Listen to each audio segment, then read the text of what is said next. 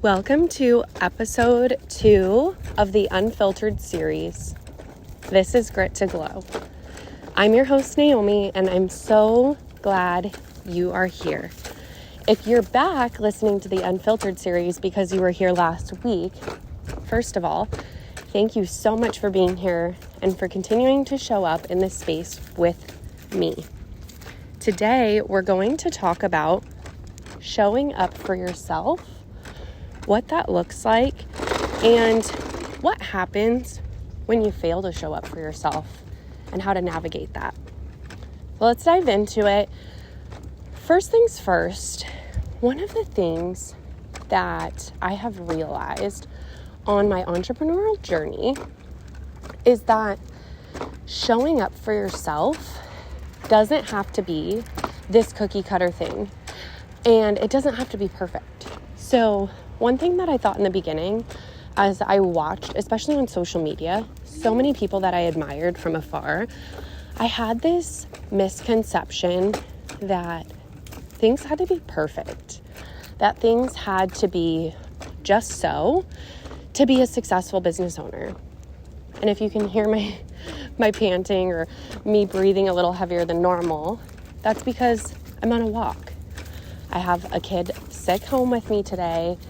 I myself am recovering from being sick, allergic reactions, you name it. It's been a whirlwind of events the last week in our household. And one of the things that's so important is remembering that showing up for yourself to be the best version of you can look a little bit different every day. And it also can look different based on your current circumstances, things that you're going through, life experiences, you name it, okay? And so I want to give you an example of this. You may want to, say, have this perfect wellness routine. You envision yourself waking up every day, 5 a.m., getting your day going, getting dressed, starting your workout at home, or going to the gym and working out for, 30 minutes to an hour, coming home, the kids and your husband are still asleep, you take a shower, you got everyone up and ready for their day, and in your mind, you're like, if it could only be that easy. Now, if you're anything like me, I have a 6 and a 3-year-old, and most mornings are very unpredictable. We have a specific bedtime in our house, but then, it's kind of like there's this buffer. It's like, 8:30, the kids need to be in bed so they can be up and ready for school in the morning. And then as long as they're up by, 6:30, we can have a pretty smooth morning. But there's mornings where they wake up at 5 a.m.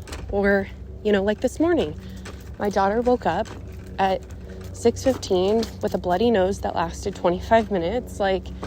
Those are things that can cut into your, quote, you time and impact or give you your own excuses of why you shouldn't show up for yourself. Now, one would argue life happens, it's okay.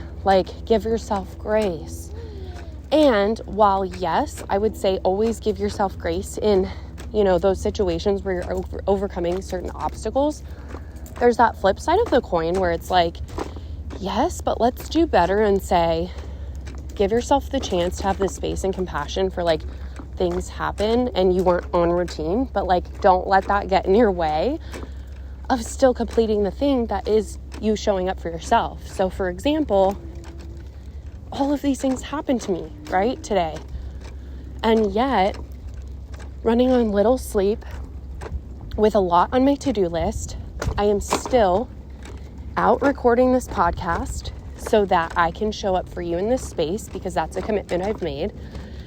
And also moving my body, going on a 30-minute walk to make sure that I'm giving myself the space and time I need to get outside, to move, to take care of myself, to feel good. There's so many reasons why we move our bodies, right? But it's that piece of it where it's you could let yourself get in the way of doing that. You could let your mind get in the way of you being able to do that.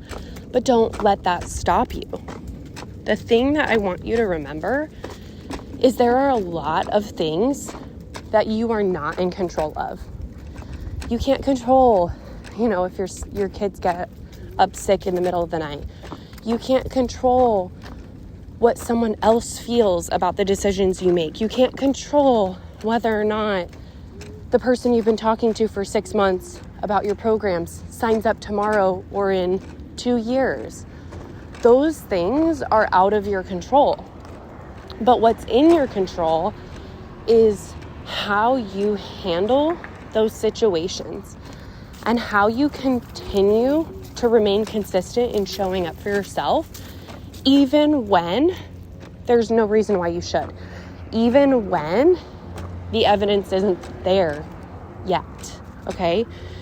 And what I want you to do today is almost an affirmation, okay? So I want you to claim your control of yourself right now, in this very moment. I want you to say, I am in control of how I react, and that is enough, okay? I am in control of how I react, and that is enough. And I want you to say to yourself this every day when you're beginning your day, like a really easy way you can show up for your own mind is to get up in the mornings. And you probably have some part of your morning routine that's ritual, like do you get up and brush your teeth first thing, or do you get up and make your coffee and then brush your teeth? Like while you're making your coffee, while you're standing there, like I have an espresso, so it's kind of like a Keurig. You just pop the pot in, you wait for it to brew. That's 60 seconds. I can sit there and I can say my affirmations to myself.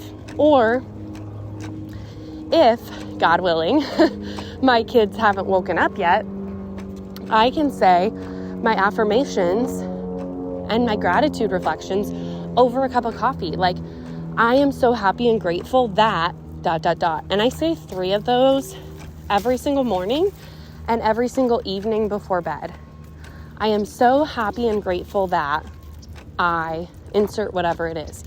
And in the mornings, one thing, and this is just like a kind of a tip, if you're, in the season of setting some really big unrealistic goals, in the mornings I like to say things about what I'm happy and grateful for that are currently in existence. So I'm so happy and grateful that I have a beautiful husband and 2 daughters who are healthy and well, and that bring me so much joy. I am so happy and grateful that I have a beautiful home and a roof over my head and a warm bed to sleep in every night. I am so happy and grateful that I have the opportunity to run a thriving business that I have built from the ground up, okay? Those are all real for me. Now, on the flip side of things, there's that piece in the evenings where your mind is going to a state of rest. And if you allow it to wander while you rest and dream, that is where the magic happens. So I would encourage that in the evenings, you start saying affirmations that are still in that state of I am so happy and grateful, but you are manifesting here and you're dreaming before you're dreaming. So essentially you can say something like, one big goal that I have going into 2025 is to have my Busy Mama Society membership community filled with 300 women by the end of 2025. Now, there's currently 5 members in the community, so is that a stretch? For sure. Are there people who would say that's unrealistic? Of course. Do I feel at times like, man, is that a stretch? Yes, but isn't that the point? The point is to make a huge impact. And so why not stretch myself, right? And so every night before bed, I'm saying to myself, I am so happy and grateful that I have the opportunity to run a membership where I get to help over 300 mamas in business. How cool is that, okay? And I'm saying that to myself every single night until it happens. Why? Because the power of visualization and speaking things into existence, you guys, it sounds so woo-woo and fluffy. And it's not something I believed in until I started seeing the results and the impact of it. But it is so powerful. You're setting yourself up, you're setting your brain up to accept that as your reality. And the more you do that, the more you're calling, the actions that you need to take to have that result into play. And you're going to start showing up for yourself in a very different way when you visually in your mind are like, wow, what would that be like? And you let yourself dream. It doesn't have to be logical. I actually encourage you not to be logical. When you're a child, why do you think you accomplish more? Small children accomplish more sometimes than what we think they're even capable of. Why? Because they have this wild and vivid imagination that allows them the space to dream that into existence, even when it doesn't make sense to us as adults. So allow your inner child to come out. Get playful. The world is your playground, right? So when we think about showing up for yourself and getting into a season of, well, what if I fall off, right? What if I am in a season of, I have been really failing to show up for myself? What do I do? One thing that I love to do in this season of being in a space of like, I feel like the world is crashing in around me, like what's next for me, is give yourself a little bit of space and time. And this could be even an evening where maybe you take a bubble bath, light a candle, and just allow your mind to reflect. Or maybe you're somebody that's pen and paper and you want to sit down and journal. Whatever it is that you feel is best for you and how your brain works, do that. And regardless of what it looks like, take time to reflect on why you feel like you're failing. Where is the emotion attached to?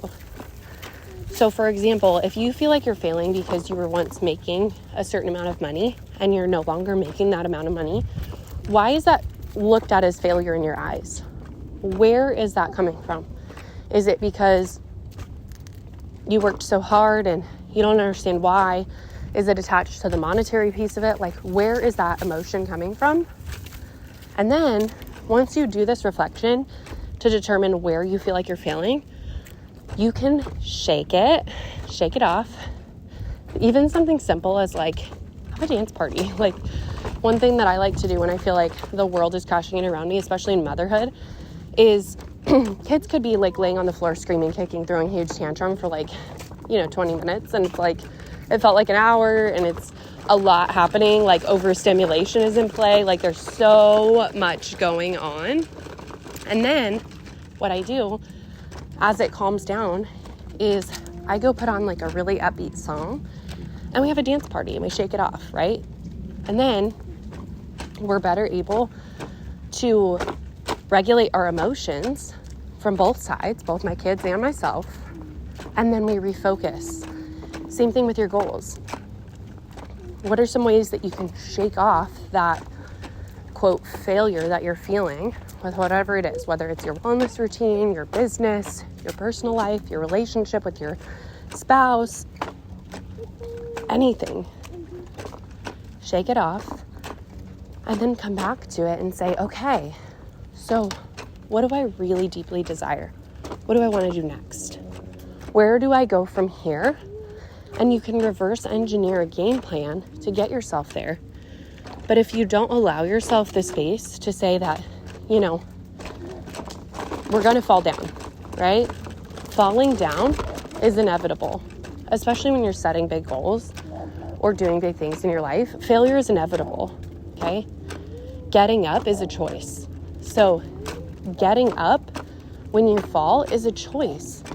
And they say, fall down 7 times, get up 8. Like, yes. You don't see small children just fall down on their bicycle and then go, well, I guess I can't do this, and walk away, right?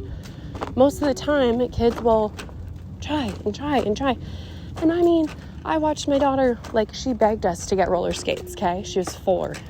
I don't even know how to roller skate as an adult. I always did rollerblades because I felt like those were easier. It's a total tangent, but if you can relate, you know, if you know, you know.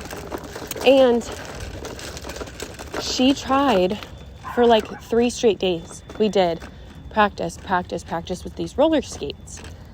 And she got to a point, I mean, she was getting real frustrated because she's very independent, where she was like, I don't know if I can do this. And my husband looked at her and said, while you're doing this, you're just going to say to yourself, I can do it, I can do it, I can do it.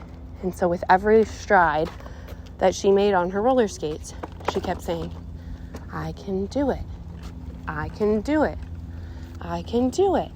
And you know what happened, you guys? Eventually, she did. And she learned how to roller skate at 4 years old.